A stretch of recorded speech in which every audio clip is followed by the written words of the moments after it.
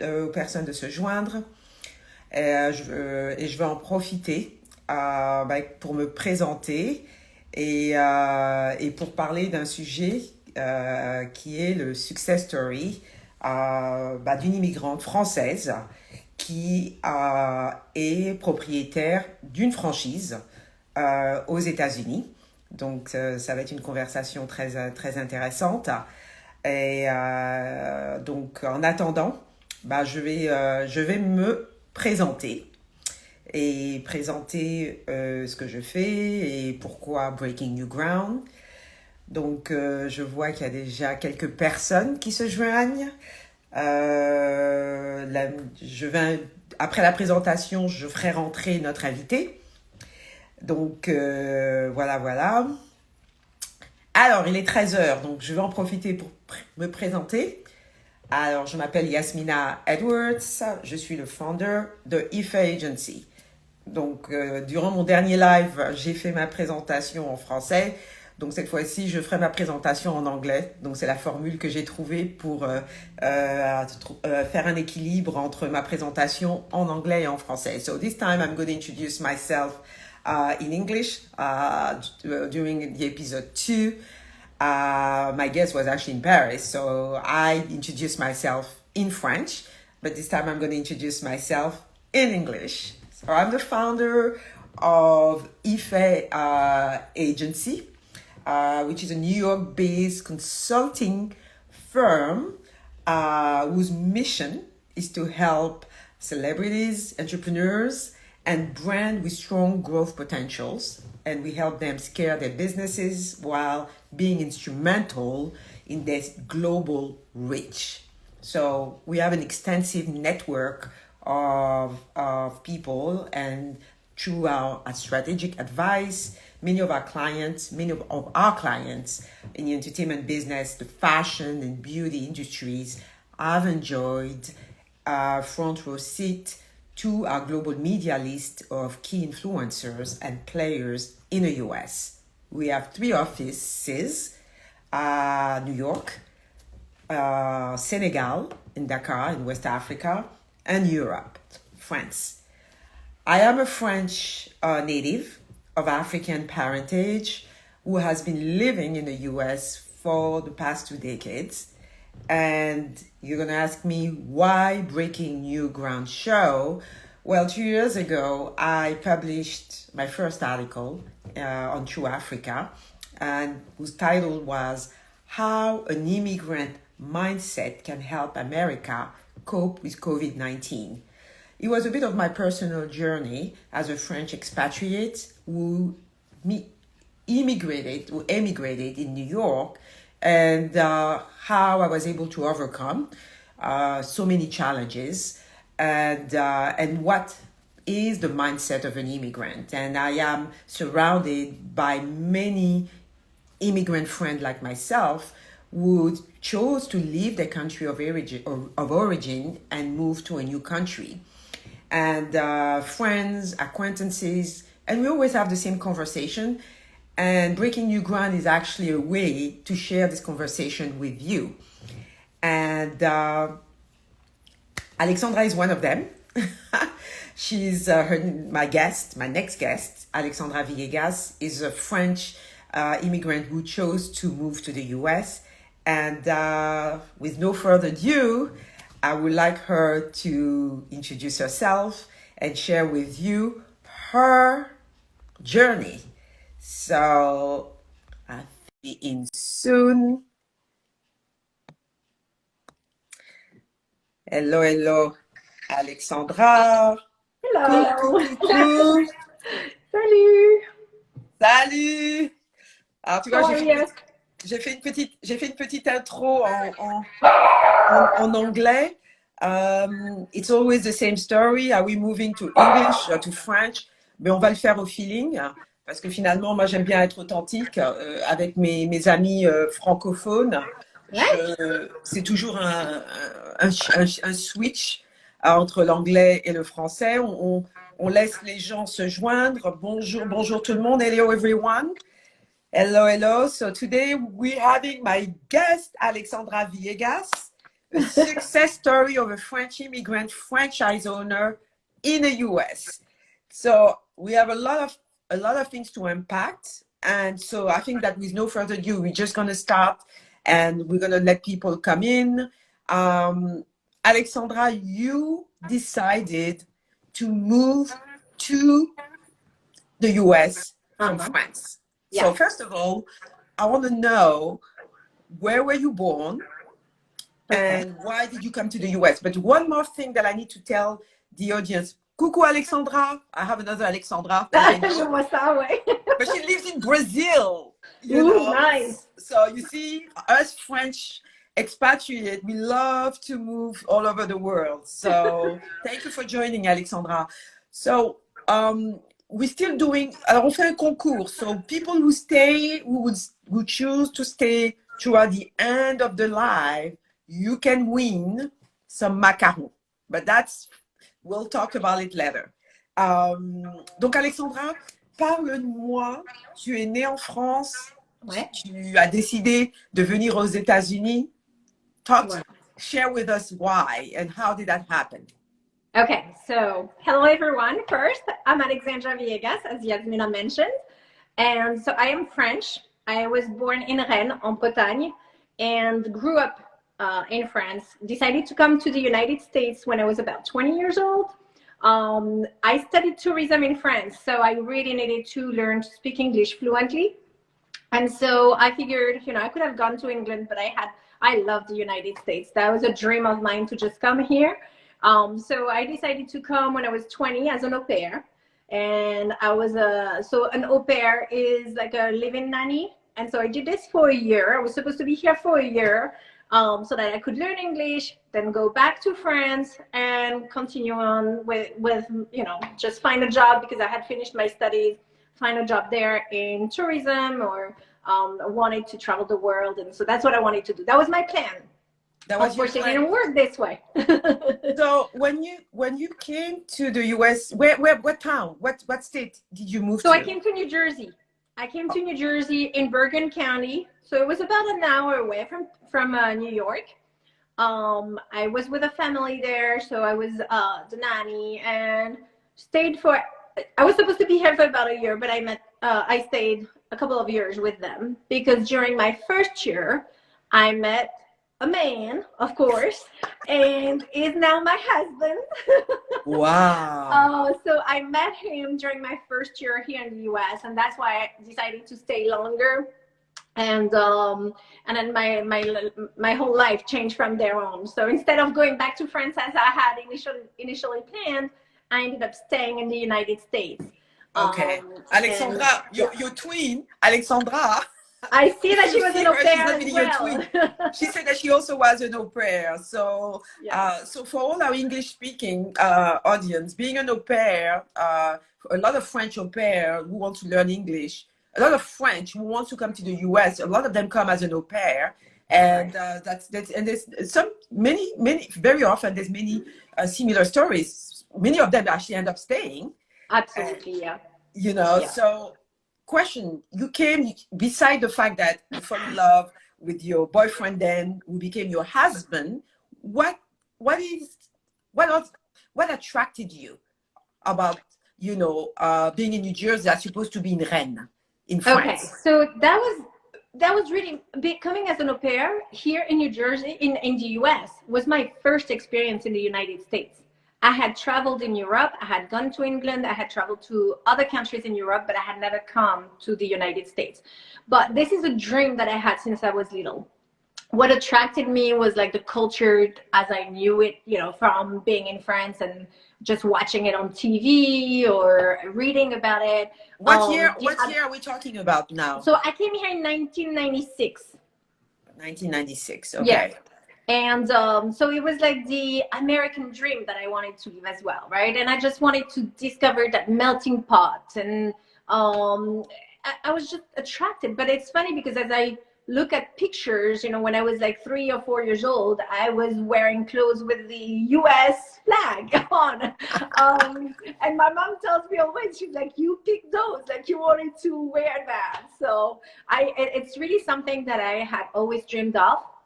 And so after finishing my studies in France, I was like, all right, it's the chance to go, and I have to do it. So you stay a couple of years. Basically, you came as an au pair, met your future husband, and you never went back to France. Is For that what time you said? being. So I stayed in the US for 7 years. So for a couple of years as a nanny, then moved in New York with my then boyfriend. We stayed for about 7 years. Yeah, so 96 until 2003. 2003, we decided to move to France. We stayed in France for about 4 years. I worked there, found a job, and my husband loved it. He's Dominican. That was his first time in France. He loved it. I, not so much. It was very hard for me to move back to France because having lived in the US for 7 years, I had that. And having worked then in the US, I had a job when I left in 2003. I had a job in corporate America. So I And had full disclosure for people who are watching, we actually used to work together in corporate That's America. Right. That's right. You That's know, how we so met. we work for a big pharmaceutical company. That's actually how we met. And I do remember then you decided to move back. So something that I always knew that I would never do, but you did it and you realized that it wasn't for you. What was the difference? You returned to France after spending 7 years here in the US. Yeah, so I thought I was going back to my country, right? I was going back to France. But when I got there, I realized that I had changed. France had changed. I had more of that mixed American French culture. The way we work in France in corporate is very different than the way it is in the US. And it was really, I had like a cultural shock going back to France. Donc, c'est hyper important. Là, je switch en français parce que, bon, je pense que c'est important qu'on le dise aussi en français. Tu as fait le choix de rentrer en France après avoir travaillé quelques années dans des grandes entreprises aux États-Unis. Ouais. Et est-ce que tu peux donner un exemple spécifique de ton retour en France au niveau même professionnel? Quelles étaient les grandes différences que tu as de ton expérience? La plus grande différence pour moi est vraiment qu'aux États-Unis, tu as la possibilité de grandir dans ta carrière professionnelle. Tu peux vraiment monter les échelons si tu travailles, si on te donne des opportunités de le faire. Même si tu commences en bas de l'échelle, les personnes voient tes capacités, tes capacités et te donnent des opportunités pour, OK, on va te promouvoir. Tu peux avoir une promotion ici et là. En France, c'est beaucoup plus dur. En France, je trouve qu'on te met un petit peu dans une boîte. Tu as commencé à tel job et on n'explore pas forcément, je trouve, les capacités. Oui, les talents, ouais. Et c'est beaucoup plus dur de grimper les échelons, je trouve, en France. Il y a aussi le fait qu'au niveau de la hiérarchie, je trouve qu'aux États-Unis, si tu as une question, admettons que tu sois un manager, tu as une question à poser à un vice president. Les portes en général sont ouvertes. Aux États-Unis, tu y vas, tu vas poser ta question, il n'y a pas de souci. En France, c'était plus, du moins, mon expérience personnelle à moi. Quelle année? Pardon? Quelle année? De quelle année? C'était entre 2003 et 2007 que j'étais en France. Et vraiment, il fallait, si j'avais une question, il fallait que je la pose à mon patron, qui ensuite allait la poser à la personne. Tu vois, si c'était au même niveau, il allait poser la question là-bas. La réponse me revenait, mais c'était pas vraiment ce que j'avais demandé. Donc, on perd un temps fou parce qu'il faut simplement aller d'égal à égal. Je trouve que c'est beaucoup plus, vraiment, c'est ouvert aux US. Tu peux aller poser ta question, on avance plus vite, il y a plus. Donc, j'ai eu vraiment du mal à me refaire à ça, ou à me faire à ça en France, vu que j'avais commencé ma carrière professionnelle vraiment aux US. Ça a été dur pour moi de m'habituer à ça. Et puis, les mentalités sont vraiment très, très différentes en général, de toute façon, entre la France et les US. Et c'est vrai que j'avais vraiment ce mix de culture et j'avais qu'une envie, moi, c'était de revenir. Donc, au bout de 4 ans en France, j'ai dit à mon mari, s'il te plaît, on retourne. You can't take it anymore. You want to come back to the US. Voilà. You're no longer a French. I am French, but I have a mix of cultures. You know, it's a plus. It's awesome to have that mix of culture, but it makes it very difficult because you're always sitting in between two chairs, right? Absolutely. You don't fully. You're not fully American. You're French, but you also have an additional culture. So you're always in between two. Absolutely. So you're coming back to the US, you know, you find another job in corporate America, you work there for a couple of years. First of all, how was the transition coming back? Did you kind of, you know, I loved it. came in swiftly, or there was still? Yeah, no, I loved it. We came back, we came to New Jersey. I did not want to move back to New York. I wanted, you know, to be a little bit more on the, I feel like New Jersey offers a quality of life that, you know, I don't, when you have children, I think it's a little bit easier. So I did not want to go to New York. So the compromise between my husband and I was New Jersey. And I loved it. I mean, I found a job, just went back to, it was a transition very easy to go back to corporate at that point. Then you work in corporate, you're very successful, and then you decided, now I want to be a business owner. So take me back to that, you know, train of thoughts. How did that happen? Yeah, so I worked in corporate for about 12 years when I came back. So from 2007 to 2019.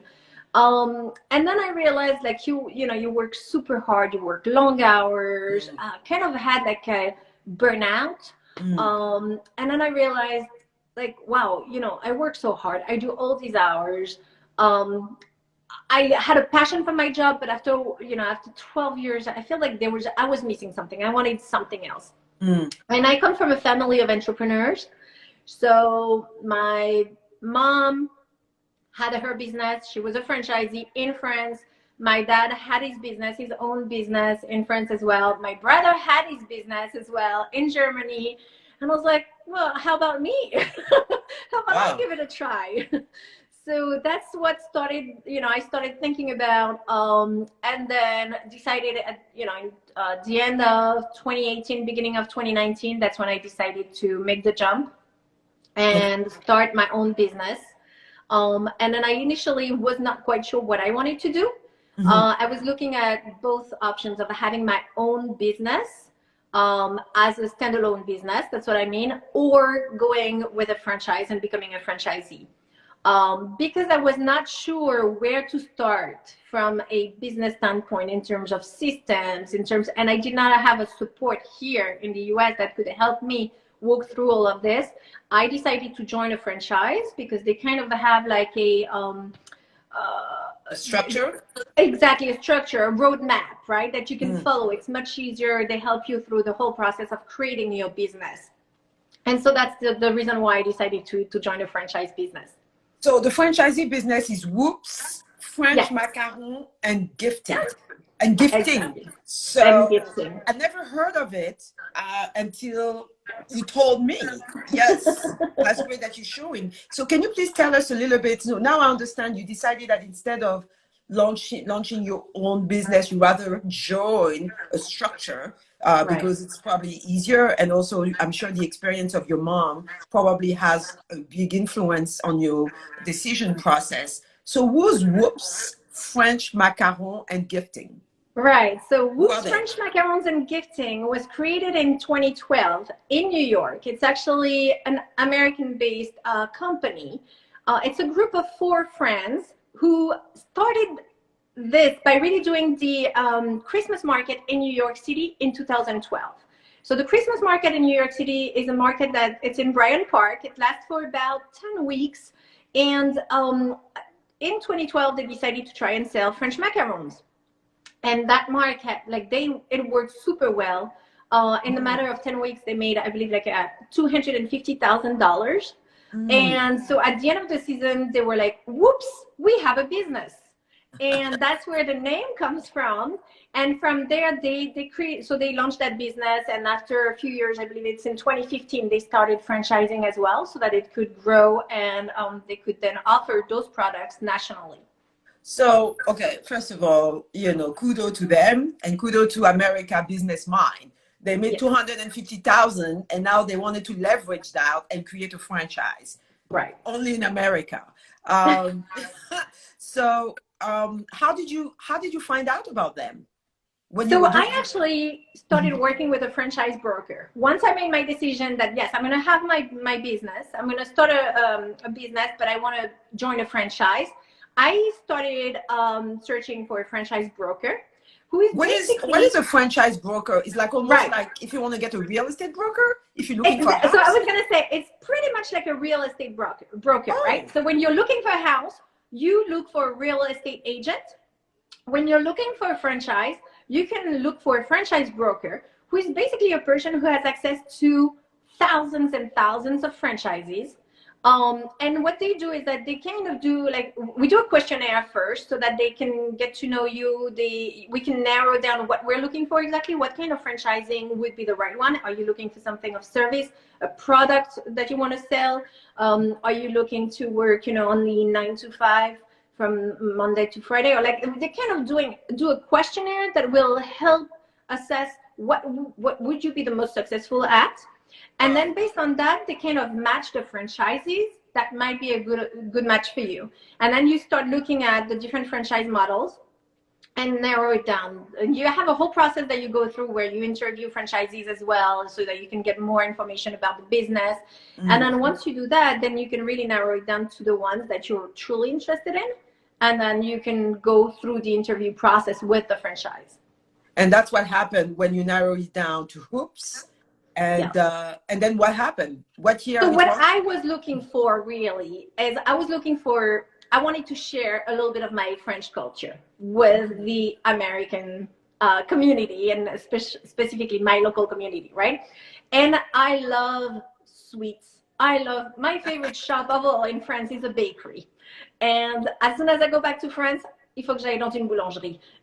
Donc, je cherchais vraiment à partager ce côté-là, tu vois. Complètement. Et quand j'ai connu Woops et j'ai essayé les macarons, I really wanted to find the treats that were of good quality, very similar to the good ones that you can find in France.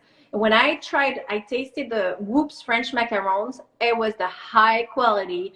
The taste was strong but subtle at the same time, rich and creamy, and I fell in love with the product first. Yeah, someone is saying that never heard about a franchise broker. Me neither until I met her. So, whoops. Yeah, I have some very good ones to refer if anyone is interested. But yeah, so I fell in love with the product first, and then when we went through the process of getting to know the franchise team more, I really truly felt like it was a good team to work with. They are very open to different ideas. It's a smaller structure, so they're very reactive as well and can think about, okay, what might we want to do differently? So I just felt it was a good team to join. It was the right fit. Exactly, the right fit for me. So we're not going to get into the financial aspect of how to get a franchise, but you ended up opening your franchise store in Cherry Hill, New Jersey. So how long did it take between the time you met with the owner of Woops and where you opened your first store? It was about 4 months, I would say. 4 months from the time that I decided. Yeah, 4 months from the time that I decided that, okay, I'm joining them. That's the one that I want to go with. Created my whole business and opened a shop and started selling. Yeah, 3 to 4 months, I would say. So, but you had to find a location. Exactly. So I had to go through that whole process. So from the time that I said, okay, that's the franchise that I want to join, and to the time that I truly opened the location, it was 3 to 4 months, because exactly for that reason, I had to find a location, I had to create the business itself, and everything. Okay. And the location, where are you in Cherry Hill? I mean, I'm going to share it after, but just for people to know. So Cherry Hill is in the south of New Jersey. We're considered the suburb of Philadelphia, but on the New Jersey side. So we're about 10 minutes east of Philadelphia. Okay, so you're getting the clients from New Jersey, and you also get the clients from Philadelphia. Correct. D'accord. Donc you're New Jersey. But we can also, we also ship. So I can have customers actually nationwide. So we ship throughout the country. So it's really, when it comes to shipping, I have like a broad range of where I can ship the product. Donc tu ouvres, je passe un peu au français. Donc ça a pris 4 mois entre le moment où tu as pris la décision d'ouvrir une franchise Woops.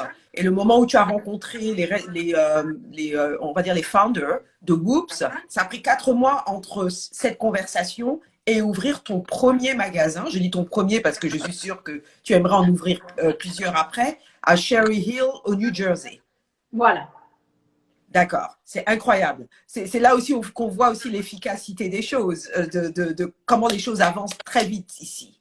C'est clair, c'est clair. Et même avant d'ouvrir, donc j'ai ouvert Cherry Hill, mais avant d'ouvrir Cherry Hill, j'avais fait le marché de Noël à Philadelphie aussi.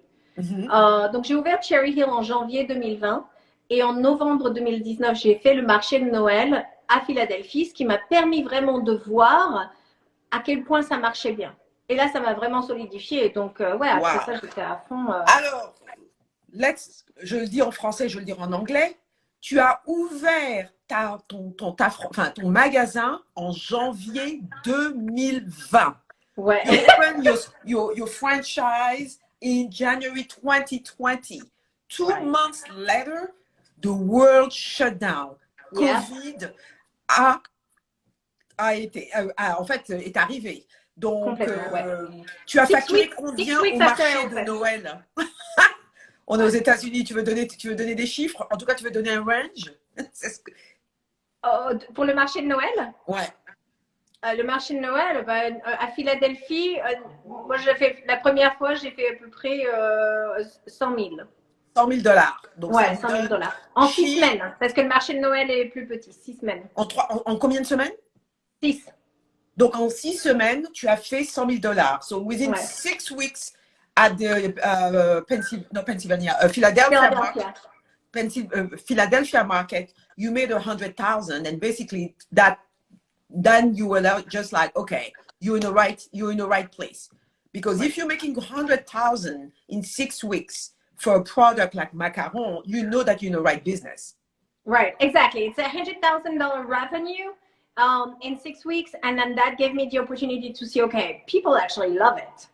Exactly. And the other thing is that when people come, we give them samples, and they try it, and you see their eyes just opening up and be like, oh my gosh, they're so good. Those remind me of my trip that I took a couple of years ago to Paris. And just that, I was like, okay, wait, that's the magic that happens when people try it. They would buy a small box, come back and buy a large box or a pyramid, and that was like, okay, that product works. And the magic, not only the magic, and what I always say to my clients, business owner, you also a French owner. So you also bring that credibility. So it's aligned. The product is aligned with also who you are. Right, in exactly. terms of storytelling. So let's go back. You opened your store in January 2020. The world shut down in March 2020. Please tell us what happened. Yeah. So 6 weeks after I opened, the world shut down, like you said. So I'm located in a mall. So the mall had to close, and we were closed for 3.5 months. At the time, of course, we didn't know, right? You first close and you think it's going to be like, okay, we'll close for a couple of weeks because we have to fall. And then a couple of weeks go by and it keeps on going. So my first week, I literally cried. I was like, oh my gosh, what have I done? I had nights of not sleeping because, I was thinking, oh my gosh, like we have a mortgage to pay, we have our children, like what have I done? Have I put my family in jeopardy? And then I was like, okay, you know what? I got to rebound. I got to find a solution. We're operating differently. We got to think about how can I keep going in this environment so that I can survive and get a chance to actually be successful, because I felt like I was not even given a chance to be successful. So then what I really pushed, like I had discussions, with the franchisor, and we're like, we need to move online. We need to have an online menu that I can actually share on social media. I can share with the local community, and I can share with corporate people that, want to do corporate gifting or care packages, because that was like big at that time as well. So I could share that online menu so people could order online, and then I was doing deliveries and pickups, curbside pickups that people could do directly at my location as well. So 2 things. where Whoops was already present online before the COVID? A very small online presence, very, very small. Okay. We Okay. really pushed to have a local, so me having a local page, I did not have it before that. A local online menu, right, where people could actually go and purchase from my store. And so that's really during that time I was like, we need to have this so that I can actually share and have customers keep on purchasing. I did a lot of reach outs as well, was really reaching out to my corporate network, just letting them know what we were doing and how good of a gift it is to actually send to your employees, to let them know that you truly value the work that people were doing, because everyone started working from home. Right. It is hard for people. They had to adjust to that. They were working from home with children at home. And so a lot of companies started sending out care packages to show their employees that they value their efforts and their time and their continued work within those changes. And the French macarons were perfect to do that. Question, by the way, someone is asking you, Alexandra is asking, the macarons, when they are being delivered, ils sont prêts ou tu dois les chauffer? Oui. Let me show you. This is what a box of macaron is, and when we deliver it, so they're packaged in, we have trays, so that's protective trays, and the box can arrive as such. So we have it. It's a beautifully packaged, and when people receive it, that is well protected, and so we can ship really. And we have like ice packages, packs as well within the packaging, so they arrive there, and the presentation is really good. And where are they made? Where are they made? So we have moved the bakery now in Belgium. And so they're being shipped to us. They're already made. It's such a long and complex process to make the French macarons. Okay. They're being done in Belgium because it's an easier access to the high quality ingredients that we use. We use the Valrhona chocolate, for instance, which is a very fine chocolate from Belgium. And so we have easier access for the ingredients over there, and then they're being shipped to us. Okay. So I'm going back to COVID. The world shut down. It took you a week to say, okay, I need to step up. I am an immigrant. We're gonna make this happen. That's the immigrant, And then you have a talk with the team, and you decide that you're gonna focus your energy online. And then what happened? Online? I want the world to hear it. I heard it, but what COVID did to your business actually? So we focused then online, and I focused on outreach as well, right? So making sure that my product and my brand were known, and that people knew that this was a solution that was available to them, for their customers, for their employees, because we can customize the boxes as well. And so I did a lot of outreach as well to corporate and so on. And when we were able to reopen the shop, it was beginning of July 2020. By then, the local community really knew about us because I kept on doing a lot of marketing during those 3.5 months of closure. Digital marketing, right? What was that? Digital marketing. Yes. When you say marketing, we're talking digital, online. Digital marketing, exactly. Social media, just making sure people knew about us, that we were still open, we were still working. And so when we were able to reopen, people started, really truly wanting to support the small local businesses as well, to make sure that we would stay and they would help us survive this crisis. And from there on, 2020 was a great year, and 2021 was booming. So it was because what I love about these stories, and many stories like yourself, small businesses were forced to basically assess the business and adjust to the changes. And a lot of businesses were successful doing that. The pivoting, because you really pivoted online, because if it wasn't for COVID, you probably would have focused on the retail side Right. with your store. Now Right. you actually have both. If am I correct? Yeah, absolutely. We had to rethink the business model, right? Because you open a retail shop and that's what your model is. But then you're forced with COVID to close your shop and you end up thinking, what do I do now? So you really had to rethink the business model and think about, okay, what are the other options? How do we keep going? And just rethink the whole business model. And then once you're able to reopen, then you gotta, why not keep on doing both, right? I have the retail people coming, there's a retail foot traffic, but let's continue on offering deliveries and pickups. And so people can also order online. They can continue to order online for a quick pickup at the mall, or we can also deliver within the a certain radius, of course. So we do South Jersey and Philadelphia, but we can also do the deliveries. So it's much more convenient to everyone. So do you have, I didn't ask you, how many Woops stores are in the US today? Franchise. So today, I think we have like about 26. We were 50 pre-COVID, and unfortunately, we lost a lot of stores during COVID. So we're at 26 right now, but we're going back to opening. So let me ask you a question. You say you lost a lot of stores. Hello, Miss Tola. My sister just joined. You lost a lot of stores. Where and why? I'm always franchisees. I'm sorry? Some franchisees were not able to, like, I really pushed to do the deliveries and the curbside pickups. For some franchisees, it might have been a little harder. And then they decided to close their location, or they were not, I don't know, it's different as well. Like, it could be financials as well. I'm not sure. Like, it was different franchisees that had a shop pre-COVID, and during COVID they were not able to remain, keep their business afloat during that period of time that all the malls were closed and we were in quarantine.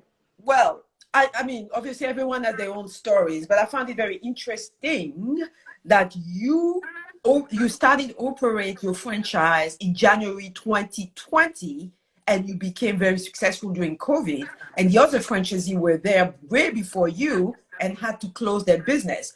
I'm not judging, but what I know for sure, and that's the recurring conversation that I'm having with my guests and my friend who are immigrants. When you have no choice. Yeah. No, absolutely. You're right, Yasmina. And thank you for this, but you're absolutely right. I think it goes back to the immigrant mindset as well, right? It's being an immigrant in the US, you learn to be resilient. You learn to adapt, right, to different culture or different, whatever it is that you have to adapt to, because we have to adapt to so much when you come from a different country. And it really also builds your resiliency. And I think that's what helped me really survive through that time period as well from a business standpoint. Anyway, I'm super proud of you. I mean, I know that you're still working hard. And what is the goal for Woops? What do you want? First of all, what do you want people to know about Woops? And what is your goal? I'm sure that, as an immigrant, you want to grow, and sky is the limit. This is America. So. Exactly, you got that. So, I mean, what I want people to know about Woops is that it's a high quality brand, and we have like such a multiple ways of growing, right? It's like, Woops, it's a great gifting item. I mean, we do gifts for birthdays. We have different boxes. It can be anniversary, congratulations right now with all the promotions. We do pyramids of macarons as well, which are awesome for weddings or parties, or because you can have like so many different flavors. So it's becoming very popular, where instead of having a wedding cake, people can do a pyramid of macarons. It's colorful, it matches their color theme, for instance. And then in addition to that, we do a lot of corporate gifting. So just to give you an idea, for example, I recently started working with TD Bank. So it's about a year ago. Thank you. Bravo. So what is a TD Bank? What is TD Bank wants from you? What can you express? Because I know that you're developing that corporate market. Tell us a little bit. So TD Bank does a lot of gifting for their customers. Some of their, it can be their business customers or different customers that they're working with, or vendors. And so they wanted to have a box with their logo. So that's why we designed this. And it has their logo. It's a box that they give, whether it's, you know, after tax season, if they're super busy, for instance, they have a lot of people that that they've been working with, that they wanted to send a little gift as a thank you. So they sent those boxes. Or during the holiday season, they did also some employee appreciation gifts. And that's something that they can do as well. So this is TD Bank in the US, because TD Bank is a Canadian bank. So is it TD Bank? It's TD Bank in the US, I'm assuming. Yes. So this one is a local TD Bank that I worked with. But yeah, that's definitely, like, we can work with multitude of different businesses. I've been working with staffing agencies as well, you know, who like to send gifts to the companies that they work with, or the employees that they place in positions. I worked as well with a local doctor, and we designed this box. Same thing, it's a local doctor that actually sends gifts to the vendors that she works with. So it can be the different pharmacies. Okay. There's a multitude of options that you can do with the macarons, and we do customize the boxes, so you can have your logo, you can have a personalized message. It's a great way of sending a gift that you know will stay in people's mind, because people love good French macarons. Exactly. And you said we design, meaning that it's a process between you and the client.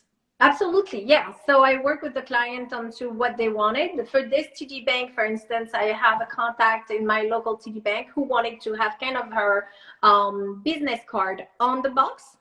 So that's why we have that TD Bank with her business card there, and she's sharing with her customers. I have another person at TD Bank who wanted the TD Bank logo, and that's what we're doing. Okay. All right. So guys, if you're listening, you know, if you want some Woops macaron in the US, she can deliver. If there's any corporation who are looking to partner with a small business owner, because it's post-COVID environment, we're trying to support small business and a woman business owned, I might say. So That's right. that also matter. A few questions. I always have those recurring questions during my live. I know a few new people just joined. This is Breaking New Ground show. And we're having here Alexandra Villegas from New Jersey, a success story of a French immigrant franchise owner in the US. La success story d'une Française qui a immigré aux États-Unis et qui est devenue, en fait, la propriétaire d'une franchise qui s'appelle Woops. Donc, je pose toujours 4 questions récurrentes à tous mes guests. Okay. What would you say to your younger self?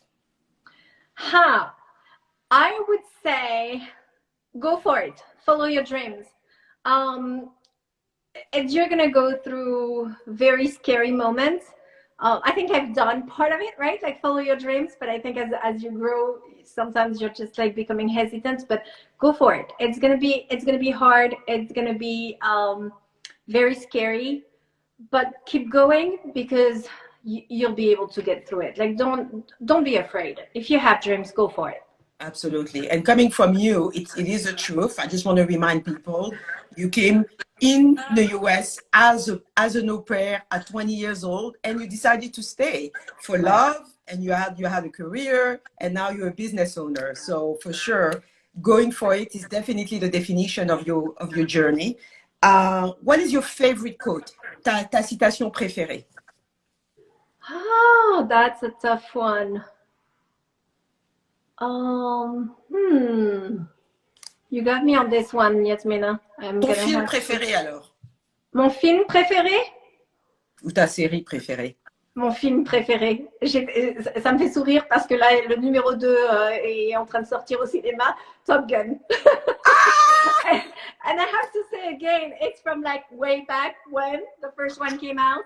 That was part of my American dream there too, you know, because back then I wanted to be a pilote de chasse. I wanted to be an air fighter. Like, I wanted to pilot one of those planes, and that was one of the dreams that I had. I was sharing with my kids not too long ago, actually. I was like, that was my goal. That's what I wanted to do. But you have to have a perfect vision, and unfortunately I don't. So came to a certain age when I met with les chasseurs de France, les pilotes de chasse en France, and I was about I think I was about 18 years old at that point, and I was like, you have to be strong in math and physics and all of this. So I was like keeping my grades up with this. But then when they told me about the vision, I was like, oh, you're breaking my dream. But Top Gun is my Top Gun movie. était ton film préféré. Wow. Ah ouais, ouais. Super. J'ai aussi adoré Top Gun. Mais But anyway, that is awesome. I know you live in Jersey, so do you have like a favorite restaurant in Jersey? I love 12 Farms. It's a very small restaurant in Hightstown, which is like the village near where I live. It's so it's locally owned, and they purchase their ingredients from local farms, all organic, and their cuisine is delicious. And What is the name again? What's the name? 12 Farms. 12 Farm. Yeah. And it's what town? What town? It's in Hightstown, New Jersey. D'accord. I'll put it in my note for the replay because we're trying to promote local restaurants from wherever my guests the guests of the show are. So, and another question: you're an immigrant. You're a French immigrant who came here with a dream. It's not like you were hired by a company and where they gave you a housing and everything. You really came here with a dream and you built your dream. Donc, je vais quand même le dire en français. Tu es une immigrante française. Tu es arrivée aux États-Unis comme fille au père, pas comme un expatrié, entre guillemets, à qui on a donné une maison. Tu es vraiment venue ici, tu es tombée amoureuse et tu as vraiment construit ta vie. D'abord, tu as travaillé dans des entreprises et maintenant, tu es propriétaire de ta propre boîte que tu as lancée durant Covid et tu as pu surmonter toutes les difficultés que Covid throw at your face, en fait, tu as lancé. Et qu'est-ce que tu pourrais dire à des gens qui veulent venir aujourd'hui aux États-Unis? People want to come to the US because they just want to leave their country and they just want to come here. Knowing that the US is not perfect, but that's what you and I did. So yeah, donc, voilà. It is not perfect, but it gives you the opportunity. And if you work hard and you want it, this is a country like where I feel I'm so grateful to be in this country because you can make it. It's gonna be hard. I had lots of highs and lows. I watched your live with Selima as well from Selima Optique, and when she mentioned it as well, I was like, oh my gosh, I can so relate to the highs and the lows. Yeah, give us, actually, I didn't ask you the question because we were so intrigued into the business model of Woops, but what were your highs? I mean, we heard a lot about your highs, but what were your really lows? One of the lows, I can say that on the live, we were together during 9/11. Yes. I mean, as an immigrant, coming here as an immigrant, you do have, the scary part of being here during 9/11, and you can really count on your friends because you don't have family, and that is scary. Another one that was very scary, I'm sure you remember, is in August 2003, where we had that electrical, like the power went out throughout the city.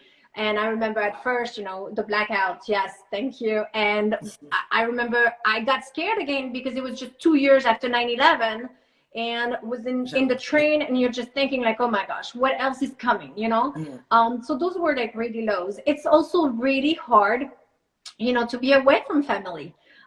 It's a choice that you make, but it is hard. Technology helps nowadays where you can do the videos. Sometimes I just wish, I could have like families or my kids could grow up near their cousins or so on, right? It is difficult. When you open a business, same thing. You have those lows where you just wonder, like, what have I done? Have I made the wrong decision? I don't know what I'm doing. Yeah, you should say it, yeah.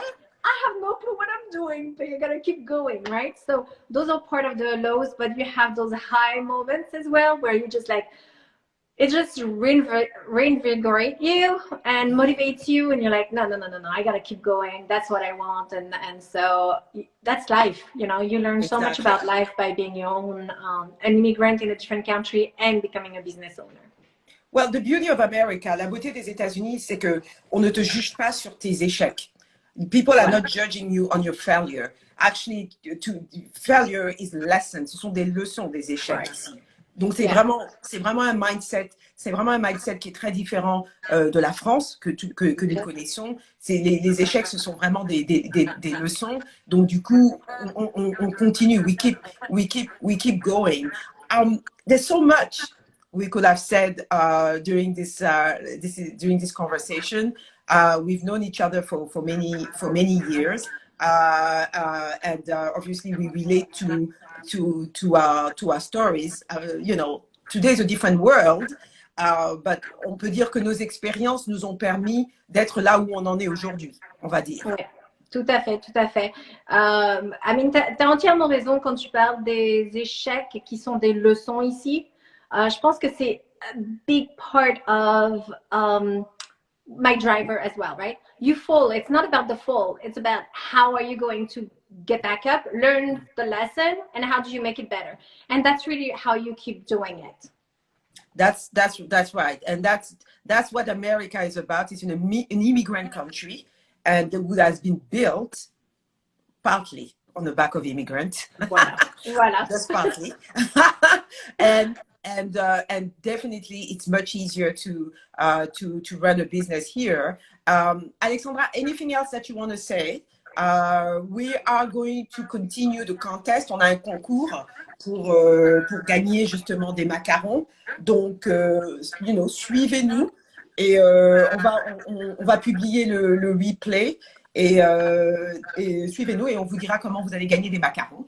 Est-ce que tu as autre chose? Anything else you want to say?